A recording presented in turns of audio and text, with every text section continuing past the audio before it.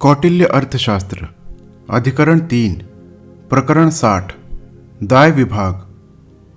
पिता या पिता माता के जीवित रहते लड़के संपत्ति बांटने में स्वतंत्र नहीं हैं।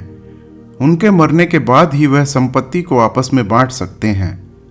जो धन किसी ने स्वयं परिश्रम कर कमाया है वह उसी का है, उसको दूसरा कोई नहीं ले सकता, बशर्ते कि वह पिता की संपत्ति के सहारे न प्राप्त किया गया हो।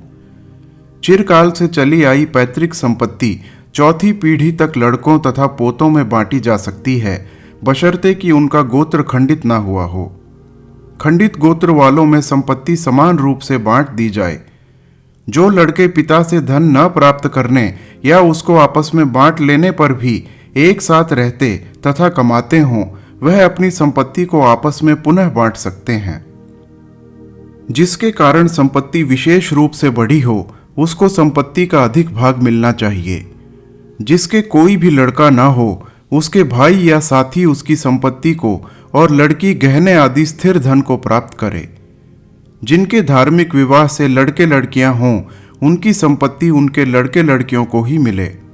यदि उनमें से कोई भी ना हो तो उनके पिता को, और यदि वह भी ना हो तो उनके भाई को संपत्ति मिले। भाई के लड़के भी एक हिस्सा प्राप्त करें यदि बहुत से भाइयों में एक भाई मर गया हो। भिन्न भिन्न माता पिताओं से उत्पन्न भाइयों में पिता के अनुसार ही संपत्ति का विभाग होना चाहिए। चचेरे भाई एक दूसरे को सहारा नहीं देते, अतः बड़े के रहने पर छोटे को आधा हिस्सा मिले। यदि पिता जीते जी विभाग करना चाहे तो सबको समान रूप से धन दे, किसी को भी अकारण संपत्ति से वंचित न करे। यदि पिता कुछ भी धन न छोड़ गया हो तो बड़े लड़के छोटे पर अनुग्रह करें, बशर्ते कि वह बुराइयों में न फंस गया हो। पिता का धन बालिगों में ही बांटा जाता है। जो नाबालिग हों उनका धन मामा या ग्राम वृद्ध लोगों के पास रख दिया जाए। जो विदेश में गया हुआ हो उसके विषय में भी इसी नियम को काम में लाना चाहिए। विवाहित भाई पिता के मरने पर अविवाहित भाइयों की विवाह का खर्च करे और लड़कियों को दहेज का धन दे। ऋण तथा प्राप्त धन का समान रूप से विभाग कर लिया जाए। पुराने आचार्यों का मत है कि धन धान्य रहित लड़के घर के पानी के बर्तन तक आपस में बांट लें। कौटिल्य इसको छल समझते हैं, क्योंकि जो चीज मौजूद हो उसी का विभाग किया जाता है और जो चीज है ही नहीं उसका क्या विभाग किया जाए। इतनी संपत्ति है और इतना इतना प्रत्येक के हिस्से में आती है, इस बात को कहकर साक्षियों के द्वारा विभाग करवाया जाए। अविभाज्य, चोरी हुई, खोई हुई तथा आकस्मिक रूप से मिली हुई पुरानी संपत्ति का पुनः विभाग कर लिया जाए। श्रोत्रिय स्त्री, मृतक संस्कार रहित मृत, नीच आदि की संपत्ति को छोड़कर अन्य संपत्ति को राजा स्वयं ग्रहण करे, यदि कोई भी उसका हकदार न हो।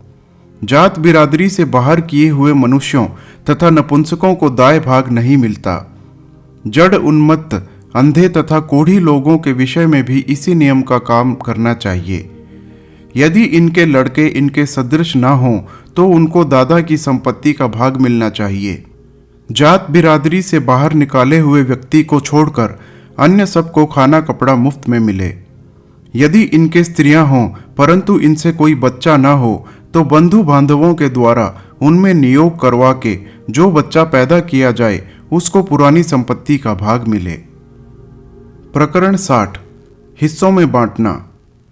एक स्त्री के लड़कों में बड़े को ब्राह्मणों में बकरी, क्षत्रियों में घोड़ा, वैश्यों में गौ तथा शूद्रों में भेड़ी, मंझले को काने और छोटे को रंग बिरंगे मिले। यदि चौपाए ना हो तो हीरे जवाहरात को छोड़कर संपूर्ण संपत्ति का 10वां भाग बढ़ा ले।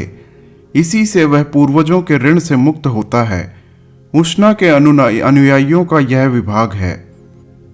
पिता के मरने पर गाड़ी घोड़ा तथा गहना बड़े को, चारपाई चौकी तथा पुराने बर्तन मंझले को, और काला धान, लोहा, घरेलू सामान तथा बैलगाड़ी छोटे को मिले, और इसके बाद जो सामान बचे वह बराबर बराबर बांट दिया जाए। लड़कियों को पिता की संपत्ति में भाग न मिले। माता की सामग्री में से वह पुराने बर्तन तथा गहने को ग्रहण करें। यदि बड़ा लड़का नपुंसक हो तो उसको अपने हिस्से का 3रा भाग, यदि वह बदमाश हो तो 4था भाग मिले।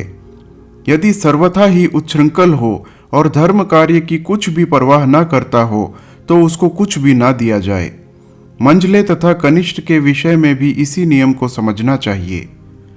यदि इन दोनों में से किसी के बाल बच्चे अधिक हों तो उसको बड़े का आधा भाग मिले। कई स्त्रियों के लड़के हों तो उनमें से कौन वास्तविक तथा अवास्तविक का है? दोनों ही बिना विवाह संस्कार हुई स्त्रियों के हों तो उनमें से कौन पीछे तथा कौन पहले पैदा हुआ है? यदि जुड़ियां हों तो कौन पहले बाहर आया है? इत्यादि बातों को सामने रखकर संपत्ति का विभाग किया जाए। सूत, मागध, व्रात्य, रथकार आदि जाति में संपत्ति के अनुसार विभाग हो। जिनके कुछ भी संपत्ति ना हो वहां घर की चीजें बराबर बराबर बांट दी जाएं। यदि किसी के चारों वर्णों की स्त्रियों से बच्चे हों तो ब्राह्मणी के लड़कों को चौथा भाग, क्षत्रिया के लड़के को तीसरा भाग, वैश्या के लड़के को 2 भाग और शूद्रा के लड़के को 1 भाग मिले।